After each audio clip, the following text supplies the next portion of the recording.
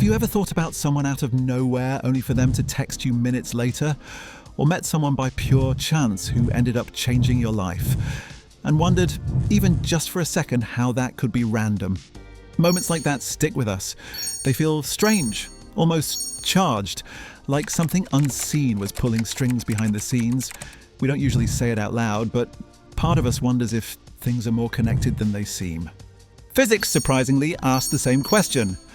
At the smallest level of reality, scientists have discovered something deeply unsettling and deeply fascinating. There are cases where two things stay connected even when they're far apart. No touch, no signal, no delay, just connection. This idea is called quantum entanglement. And while it doesn't mean what social media or pop culture often says it means, it does suggest something important. The universe may be held together by invisible threads we don't usually see. Quantum entanglement starts with a very simple setup. Two tiny particles interact. They bump into each other, or they're created together. After that interaction, something strange happens. They stop behaving like two separate things. Instead, they start behaving like one shared system. If you then take those particles and move them far apart, something unexpected remains. When you measure one particle and see what state it's in, the other particle instantly lines up with it. No matter how far away it is, that distance could be across a room, across the planet, or across space. There's no waiting time, no signal traveling between them. The connection shows up instantly. This bothered scientists so much that even Einstein hated it. He called it spooky action at a distance because it didn't fit with how reality was supposed to work. According to everything we experience in daily life, things can't affect each other unless something moves between them. You push something, it moves. You shout, sound travels. You send a message, it takes time to arrive. Entanglement ignores all of that. But here's where things usually get misunderstood. The particles aren't sending messages to each other. They're not communicating. Nothing is breaking the speed of light. What's really happening is quieter and stranger. Entangled particles don't act independently. They share information from the start. They're described by one combined set of possibilities. Before you measure them, neither particle has a definite state on its own, and instead there's a range of outcomes, a kind of shared uncertainty. When you measure one particle, you're not sending information to the other. You're forcing the whole system to settle on a specific outcome. The second particle isn't reacting. It's revealing what was already linked. Think of it like two gloves in a box. You don't know which glove is left-handed and which is right-handed until you open the box. The moment you see one glove is left-handed, you instantly know the other is right-handed. Not because information traveled, but because the relationship was already set. Quantum entanglement works like that, but much deeper. The particles don't even have fixed properties until they're measured. The connection exists first. Experiments have tested this over and over again. The results are always the same. The correlations appear instantly. Faster than light could ever travel, and yet nothing useful is being sent. What this tells us is uncomfortable. Our everyday idea of separation might not be as real as we think.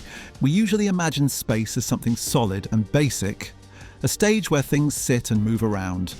But entanglement suggests that space might not be the most important part of reality. Some physicists think space is more like a side effect, that what really matters is information and relationships. From this view, distance isn't a barrier, it's just how relationships appear when systems get large. Others suggest something even stranger, that entangled particles were never truly separate at all. Even when they're far apart, they're still part of one deeper system.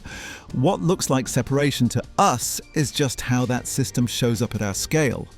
This doesn't mean everything is magically connected in a mystical sense. It means the rules at small scales don't match our everyday intuition. Reality doesn't always divide neatly into pieces. At the quantum level, boundaries blur. Objects don't behave like objects, properties don't exist until they're measured, and connection can exist without contact. Now, it's important to slow down here. Humans are not quantum entangled with each other in a physics sense. Your thoughts are not instantly changing someone else's brain across the planet. That's not what science supports. But the idea of deep connection without direct contact does show up elsewhere in a very real way. Your brain is a good example. Your brain isn't a collection of independent parts doing their own thing. It's a network. Different areas talk to each other constantly. They sync up. They fire together. They act as one system. Thoughts and emotions don't come from single spots. They come from coordination, from timing, from patterns across the whole network. And the same thing happens between people. When people spend a lot of time together, something subtle starts to happen. Their behavior lines up.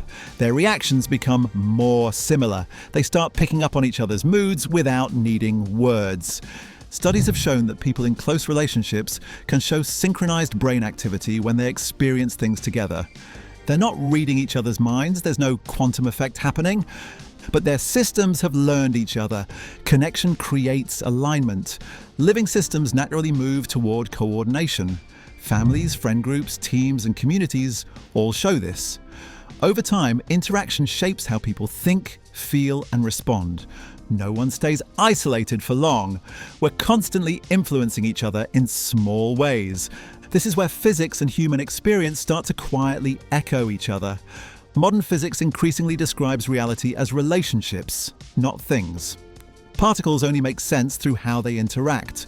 Properties only show up through measurement. Nothing exists in total isolation. Entanglement isn't some rare glitch. It might be a basic feature of how the universe works. And this idea isn't just philosophical. It's practical. Quantum computers rely on entanglement to process information in ways normal computers can't. Instead of treating bits as separate, they use shared states. Quantum encryption uses entanglement to create communication systems that can't be secretly copied. These technologies don't push things around. They don't rely on force. They rely on connection. Some scientists think this goes even deeper. There are theories suggesting that space and time themselves might come from networks of entangled particles. That space-time isn't fundamental, but built from layers of relationships underneath. If that's true, then everything we experience comes from connection. Matter, distance, time, all of it. That's a big idea, but its meaning is surprisingly simple. Nothing exists on its own. At the deepest level we can study, reality isn't made of separate pieces. It's made of systems interacting with systems, patterns influencing patterns. And this changes how we think about ourselves. We often see ourselves as separate individuals moving through a disconnected world. But biologically, socially, and mentally, that's not really true. A connection isn't an extra layer added to life. It's the foundation. Nothing exists alone. And once you start seeing the world that way, those strange moments don't feel like signs or fate. They feel like glimpses of how deeply connected everything already is. Do you think there are invisible threads that connect everything? Can they be explained by science or something bigger? Comment your thoughts down below, and don't forget to like and subscribe while you're there.